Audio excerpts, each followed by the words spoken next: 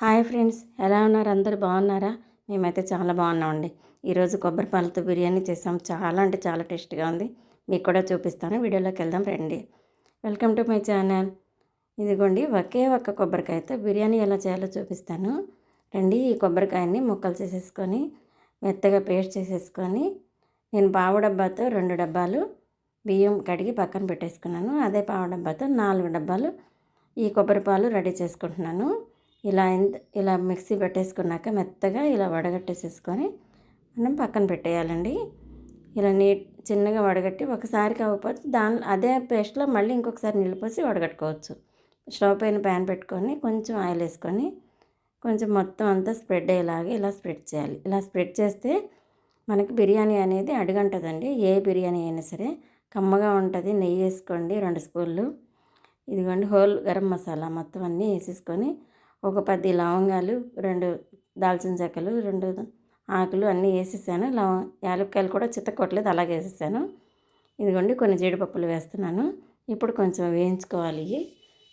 కొంచెం దోరగా వేయించుకొని మనం 4 ఉల్లిపాయలు కట్ చేసుకొని పక్కన పెట్టుకోవాలండి. ఆ 4 ఉల్లిపాయలు, 4 పచ్చిమిరపకాయలు చిలుకలు చేసేసుకొని అవి కూడా వేసేసుకొని మీడియంలో పెట్టుకొని చక్కగా ఎర్రగా వేయించుకోవాలి. బిర్యానీలోకి ఎప్పుడైనా సరే ఎర్రగా వేగితేనే బాగుంటుందండి. అది ఉల్లిపాయ ముక్కలుగా లావుగా లేకుండా బాగుంటుంది.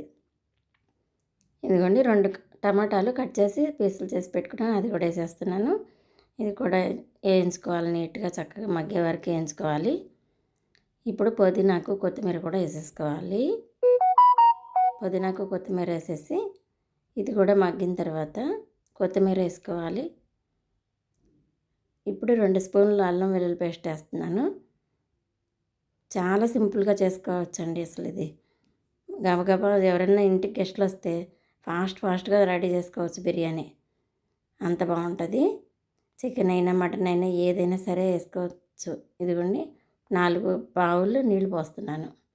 ఇది 5 మందికి 6 మందికి వస్తుందండి. మీరు 5 మందికి వస్తుందని చెప్పాను కదా, దాన్ని బట్టి మీకు ఎంత కావాలో అంత రెడీ చేసుకోండి. 4 డబ్బాలు నీళ్ళు అయితే పోసేసాను. ఇప్పుడు మంట పెంచుకొని కొంచెం ఉప్పు వేసుకోవాలి. ఉప్పు వేసేసుకొని ఇలా మూత పెట్టేసేసుకొని మరగనివ్వాలన్నమాట. ఒకసారి కలపెట్టుకొని మరగనివ్వాలి. ఉప్పు ఇప్పుడే చూసుకోవడానికి అవ్వదండి. ఎసరు తెరిలేటప్పుడు ఉప్పు సరి చేసుకొని మనం నానబెట్టి పక్కన పెట్టుకున్న బియ్యం జాలి గరిటెతోటి అందులో వేసేసుకోవాలి. జాలి గరిటెతో వేస్తే ఎక్స్ట్రా వాటర్ అనేది పడకుండా మనం వేసిన వాటర్కి ఆ బియ్యానికి ఎసరు కరెక్ట్గా సరిపోతుంది.